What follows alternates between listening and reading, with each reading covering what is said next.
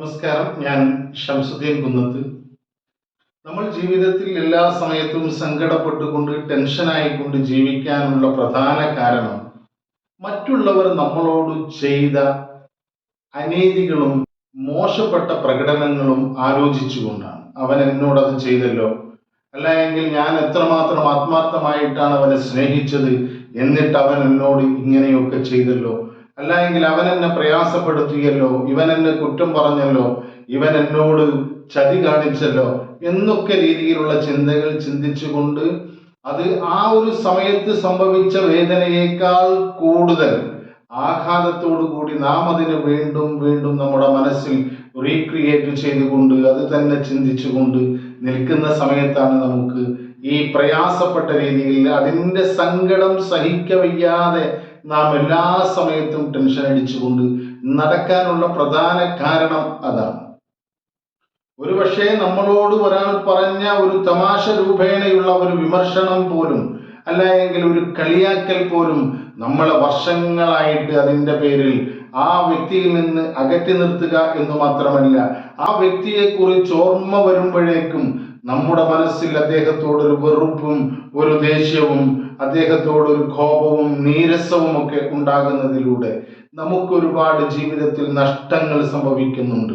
നമ്മുടെ സമാധാനം കെടുത്തുന്നു, നമ്മുടെ സന്തോഷത്തെ ഇല്ലായ്മ ചെയ്യുന്നു, അതിലൂടെ നമുക്ക് സ്ട്രെസ് വരുന്നു, ആങ്സൈറ്റി വരുന്നു, അതിൻ്റെ പേരിൽ നമ്മുടെ ആരോഗ്യം നശിക്കുന്നു, നമ്മുടെ ചിന്തകൾ നശിക്കുന്നു, നമ്മുടെ എല്ലാ പ്രൊഡക്റ്റീവായിട്ടുള്ള പ്രവർത്തനങ്ങളും ഇല്ലായ്മ ചെയ്യുന്നു. എന്നാൽ ജീവിത വിജയത്തിലെ 12 നിയമങ്ങളിൽ 9ാമത്തെ നിയമം പറയുന്നത് ലോ ഓഫ് ഫോർഗീവ്നെസ് ആണ്. പുറത്തു കൊടുക്കലിൻ്റെ, മാപ്പാക്കി കൊടുക്കലിൻ്റെ, പൊരുത്തപ്പെട്ടു കൊടുക്കലിൻ്റെ, ക്ഷമിച്ചു കൊടുക്കലിൻ്റെ നിയമമാണ് 12ാമത്തെ നിയമം, ലോ ഓഫ് ഫോർഗീവ്നെസ് എന്ന് പറയുന്നത്. നമ്മളോട് അനീതി പ്രവർത്തിച്ചവരോട്, നമ്മളോട് നീതികേട് കാണിച്ചവരോട്, നമ്മളോട് മോശമായി പെരുമാറിയവരോട്, നമ്മളോട് ചതി കാണിച്ചവരോട്, നമ്മളെ ആക്രമിച്ചവരോട് എല്ലാം പൊറുത്തു നൽകുക എന്നതാണ്. ക്ഷമിക്കുക എന്നതിനർത്ഥം ആ തെറ്റിനെ, ആ അനീതിയെ നാം അംഗീകരിക്കുകയോ അതിന് കീഴ്പ്പെടുകയോ ആ വ്യക്തിക്ക് അധീനപ്പെടുകയോ ഒന്നുമല്ല.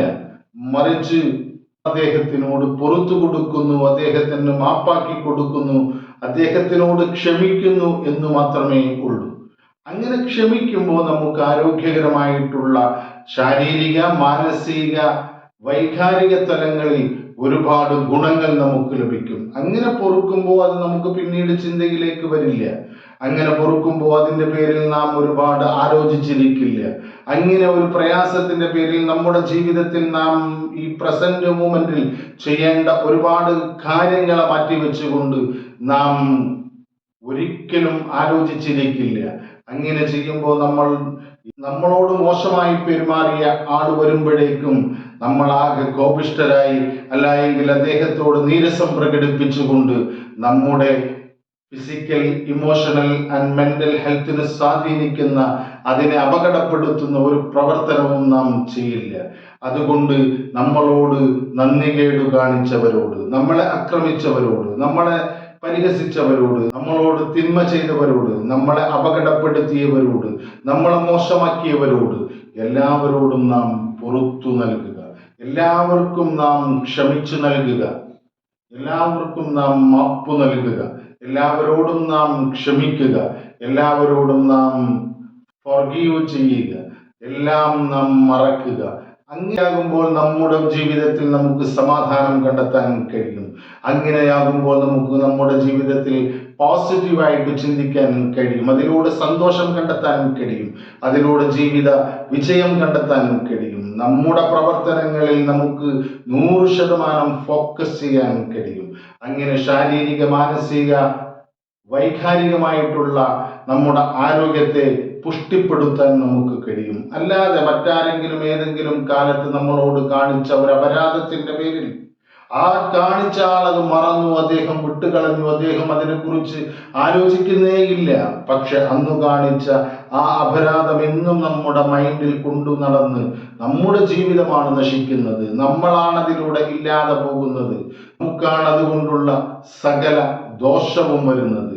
നമ്മുടെ പ്രഷർ കൂട്ടുന്നത്, ഷുഗർ കൂട്ടുന്നത്, നമ്മുടെ ആരോഗ്യപരമായിട്ടുള്ള പ്രവർത്തനങ്ങൾ, സ്ട്രെസ്സും മറ്റുമെല്ലാം അനുഭവിക്കുന്നത് നമ്മൾ മാത്രമാണ്. അതുകൊണ്ട് അത്തരം ആളുകളെ അതാത് ദിനങ്ങളിൽ തന്നെ ഇന്ന് നമ്മളോട് അനീതി കാണിച്ച ആളുകളെ മനസ്സിൽ കൊണ്ടുവരികയും, ഞാൻ നിന്നോട് ക്ഷമിച്ചിരിക്കുന്നു, ഞാൻ നീ കാണിച്ചതിനോട് പൊരുത്തപ്പെട്ടു തന്നിരിക്കുന്നു, ഞാൻ മാപ്പു ചെയ്തിരിക്കുന്നു എന്ന് പറഞ്ഞുകൊണ്ട് കരുത്തുറ്റ ഒരു ജീവിതം സ്വായത്തമാക്കാനും അവരോട് സ്നേഹത്തോടെ ക്ഷമിക്കാൻ കഴിയുക എന്നത് നമ്മുടെ ജീവിതത്തെ പുഷ്ടിപ്പെടുത്താനുള്ള ഏറ്റവും വലിയ ഒരു മരുന്നാണ്, ഒരു വിദ്യയാണ് എന്ന് മനസ്സിലാക്കുക.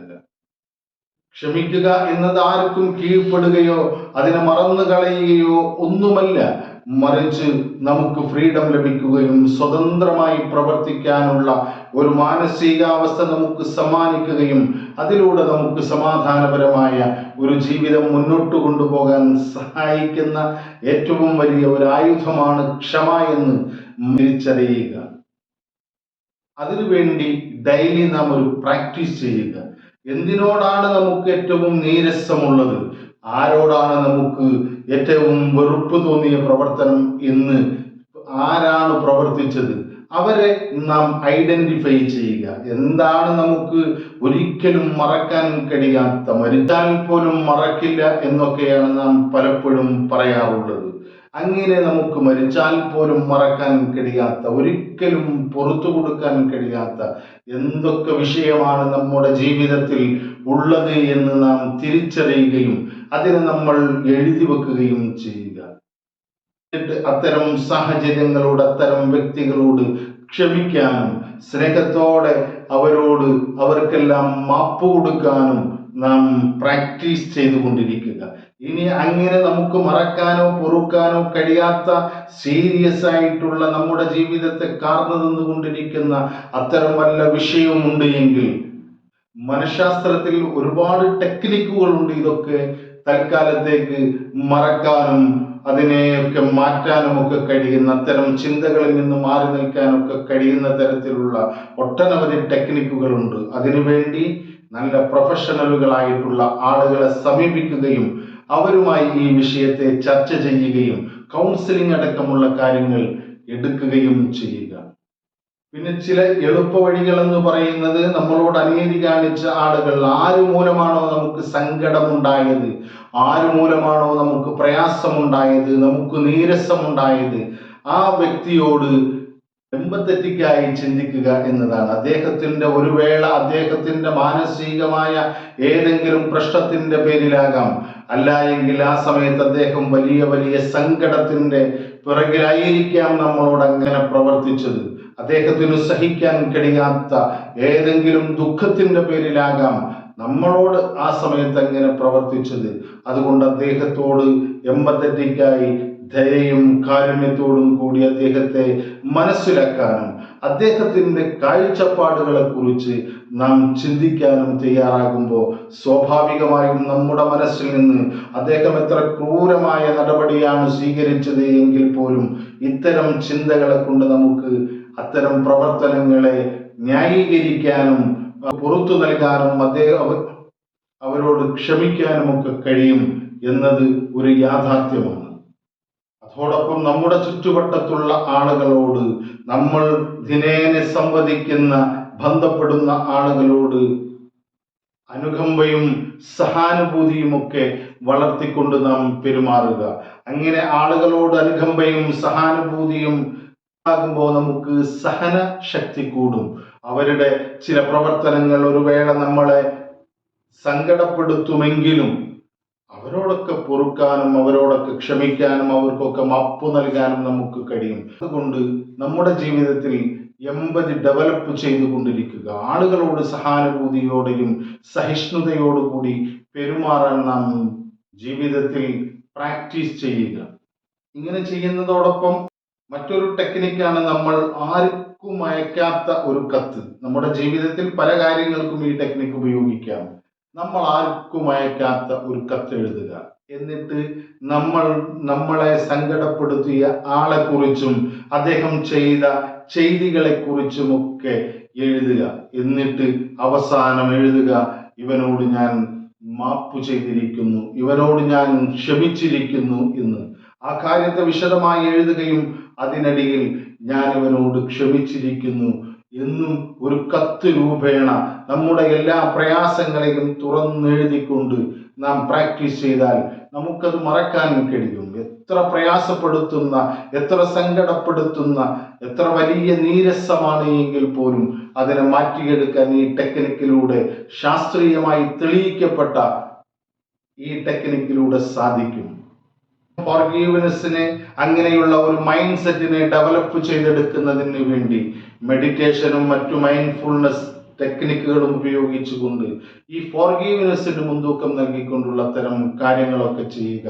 അഫർമേഷൻസ്, ഞാൻ പുറത്തു കൊടുത്തിരിക്കുന്നു, ഞാൻ അവനോട് ക്ഷമിച്ചിരിക്കുന്നു എന്ന രീതിയിലുള്ള അഫർമേഷൻസ് പ്രാക്ടീസ് ചെയ്യുന്നതും ഒരാളോടുള്ള വെറുപ്പും ഒരു സാഹചര്യത്തോടുള്ള വെറുപ്പുമൊക്കെ നാം മാറ്റിയെടുക്കാൻ അത് വളരെയധികം സഹായിക്കും. കൊണ്ട് ഇത്തരത്തിലുള്ള ഒരു മൈൻഡ് കൊണ്ടുവരികയും എല്ലാവരോടും വളരെ എമ്പതിയോടുകൂടി പെരുമാറുന്ന, സഹാനുഭൂതിയോടുകൂടി പെരുമാറുന്ന ഒരു സ്വഭാവം നാം ഡെവലപ്പ് ചെയ്തെടുക്കുകയും എല്ലാ ദിവസവും അതാതു ദിവസത്തിൽ നമുക്ക് സംഭവിച്ച സംഭവങ്ങളോട്, നമ്മളെ സങ്കടപ്പെടുത്തിയ, നമ്മളെ പ്രയാസപ്പെടുത്തിയ കാര്യങ്ങളോട്, ആ വ്യക്തികളോട് ക്ഷമിച്ചതായിട്ടുള്ള അഫർമേഷൻസ് ചെയ്യുകയും സാധ്യമെങ്കിൽ അതൊരു കത്ത് രൂപേണ എല്ലാ ദിവസവും എഴുതാൻ കഴിഞ്ഞാൽ നമുക്ക് ഇത്തരത്തിലുള്ള വെറുപ്പുകൾ, ഇത്തരത്തിലുള്ള സങ്കടങ്ങൾ, ഇത്തരത്തിലുള്ള ചിന്തകൾ, മറ്റുള്ളവരിൽ നിന്ന് ലഭിച്ച ദുരനുഭവങ്ങൾ എല്ലാം നമുക്ക് പുറത്തു കൊടുക്കാനും, എല്ലാം നമുക്ക് മാപ്പാക്കി കൊടുക്കാനും ക്ഷമിക്കാനും ഒക്കെ നമുക്ക് കഴിയും. അത് കഴിയുന്നതിലൂടെ ആ ചിന്ത തന്നെ നമ്മളിൽ നിന്ന് പോകുകയാണ്. നമ്മൾ ആലോചിച്ചാൽ നമ്മുടെ ജീവിതത്തിലെ മഹാഭൂരിപക്ഷം സങ്കടങ്ങളുടെയും കാര്യങ്ങൾ വർഷങ്ങൾക്കപ്പുറത്ത് നടന്നുപോയ ചില വ്യക്തികളിൽ നിന്നുണ്ടായ ദുരനുഭവങ്ങളാകാം.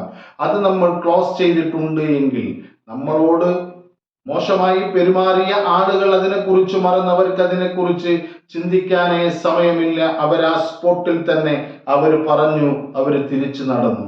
പക്ഷേ ആ കേട്ട നമ്മൾ എന്നും കൊണ്ടുപോയി കൊണ്ടിരിക്കുന്നു. അതിലൂടെ നമ്മുടെ ശാരീരിക, മാനസിക, വൈകാരികമായിട്ടുള്ള ആരോഗ്യത്തെ അത് കൃത്യമായി ബാധിക്കുന്നു എന്ന് മാത്രമല്ല, ജീവിതത്തിൽ സ്റ്റക്കായിക്കൊണ്ട് ജീവിതം മുന്നോട്ട് പോകാതെ ഈ പ്രസന്റ് മൂമെന്റിൽ നമ്മുടെ ജീവിത വിജയത്തിന് ആവശ്യമായിട്ടുള്ള കാര്യങ്ങൾ ചെയ്യാൻ സമയം ലഭിക്കാതെ, അതിനെക്കുറിച്ച് ഓർമ്മ വരാതെ മുന്നോട്ട് പോകുന്നു. അതുകൊണ്ട് ഫിസിക്കലായിട്ടുള്ള, ഇമോഷണലായിട്ടുള്ള, മെന്റൽ വെൽബീയിങ്ങിനെയൊക്കെ സ്വാധീനിക്കുന്ന അത്തരം ചിന്തകളെ മാറ്റി നിർത്തുക. ജീവിത വിജയത്തിന് സഹായിക്കുന്ന 10ാമത്തെ നിയമവുമായി അടുത്ത വീഡിയോയിൽ കാണുന്നത് വരെ നന്ദി, നമസ്കാരം.